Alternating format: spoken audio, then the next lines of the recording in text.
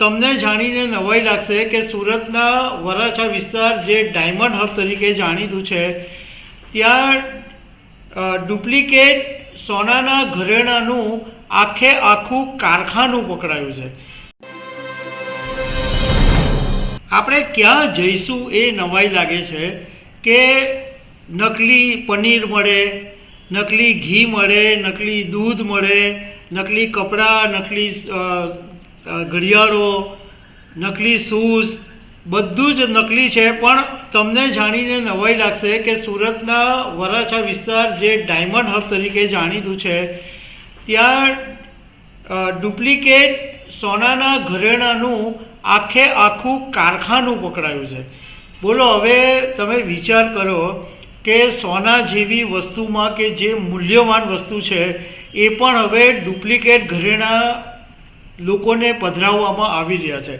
અને બીજી નવાઈની વાત એ છે કે આ જે કારખાનું પકડાયું એ 2 વર્ષથી બિંદાસ ધમધમતું હતું, કોઈને ખબર જ નહીં પડી કે આ ડુપ્લિકેટ ઘરેણાઓ આ લોકો બનાવીને વેચી રહ્યા છે। તો આના વિશે તમારી સાથે વાત કરીશ। મારું નામ રાજેશ શાહ છે અને તમે જોઈ રહ્યા છો ગુજરાતના સૌથી મોટા ડિજિટલ ન્યૂઝ પ્લેટફોર્મ ખબરછે.com। વરાછા વિસ્તાર એટલે ડાયમંડ હબ। એમ તો આખું સુરત જ ડાયમંડ હબ છે, પરંતુ જે મુખ્ય વિસ્તાર છે એ વરાછામાં છે। હવે ઝોન 1 એલસીબી પોલીસ અને સરથાણા પોલીસે સંયુક્ત રીતે વેલંજાના રુદ્રાક્ષ સોસાયટીમાં એક ઘરમાં ચાલતા કારખાનાની અંદર દરોડા પાડ્યા અને ત્યાંથી પોલીસને ડુપ્લિકેટ સોનાની ચેઇન બી મળી અને 4 મશીનો પણ પોલીસે જપ્ત કર્યા। આ બધું આખું કારખાનું ધમધમતું હતું એ જોઈને પોલીસ પણ ચોંકી ઉઠી હતી। પોલીસને માહિતી મળી હતી કે અહીંયા આગળ આ લોકો ડુપ્લિકેટ સોનાના દાગીના બનાવીને વેચી રહ્યા છે। એના આધારે 12 આરોપીઓની ધરપકડ કરવામાં આવી અને ઘણી બધી વસ્તુઓ પોલીસે જપ્ત કરી લીધી છે। હવે આ જે ડુપ્લિકેટ દાગીના બનાવતા હતા એમાં જે 12 પકડાયા એમાંથી અમરેલીના 5 હતા, ભાવનગરના 4, ગીર સોમનાથનો 1 અને મહારાષ્ટ્રના 2। એમાં પણ આ બધાની ભૂમિકા એવી રીતના હતી કે અમુક જણા હતા એ ડુપ્લિકેટ દાગીના બનાવવાનું કામ કરતા હતા, અમુક જણા એવા હતા કે જે આ ડુપ્લિકેટ દાગીના બને એ વેચવાનું કામ કરતા હતા।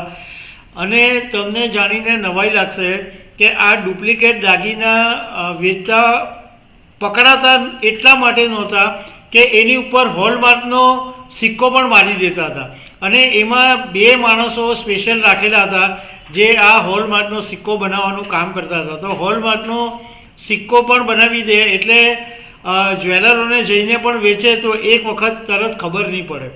હવે પોલીસે આ લોકોની ધરપકડ કરી તો અત્યારે એટલી વાત સામે આવી છે કે અત્યાર સુધીમાં આ લોકોએ 20 તોલા ડુપ્લિકેટ સોનાના ઘરેણાં પધરાવી દીધા છે। જ્યારે પોલીસે દરોડા પાડ્યા ત્યારે ત્યાં આગળ 3 ડુપ્લિકેટ સોનાની ચેઇન પણ મળી આવી છે।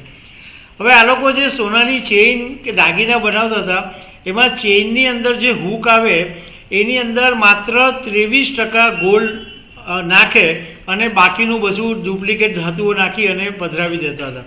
આ લોકો પકડાયા એવી રીતના કે આરોપીઓ યોગી ચોકમાં આવેલા એક શિવ મંદિર જ્વેલર્સની દુકાને વેચવા ગયા અને એ જ્વેલર્સને ડાઉટ પડ્યો અને એણે જોયું કે આ ડુપ્લિકેટ છે એટલે એમણે તાત્કાલિક પોલીસને ફોન કર્યો। જોકે તે વખતે ત્યાંથી 2 આરોપીઓ ભાગી ગયા હતા, પણ એ પછી પોલીસે દરોડા પાડ્યા અને આખો ખેલ બહાર આવી ગયો।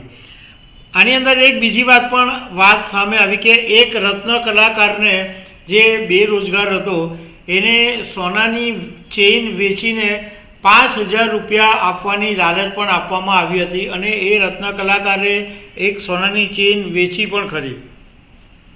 હવે જે આરોપીઓ પકડાયા છે એમાં વિવેક વાઘેલા, હરેશ ખંટાણા, દિનેશ મકવાણા, રાહુલ ખાંભલિયા, બુધા ખાંભલિયા અને રસિક ખાંભલિયા। આ લોકો જે 6 જણા હતા એ ત્યાં આગળ ડુપ્લિકેટ ઘરેણાં બનાવવાનું કામ કરતા હતા અને રાહુલ મોરે અને ગણેશ પવાર એ રબર સ્ટેમ્પ બનાવવાનું કામ કરતા હતા. હોલમાર્કનો જે રબર સ્ટેમ્પ મારવાનો એ બનાવવાનું કામ આ રાહુલ મોરે અને ગણેશ પવાર કરતા હતા.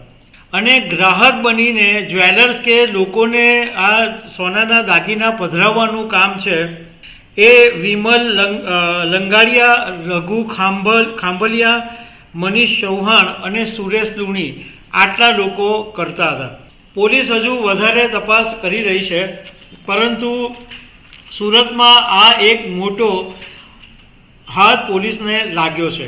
તો દર્શક મિત્રો, આવી અનેક વાતો સાથે અમે તમને મળતા રહીશું. Thank you very much.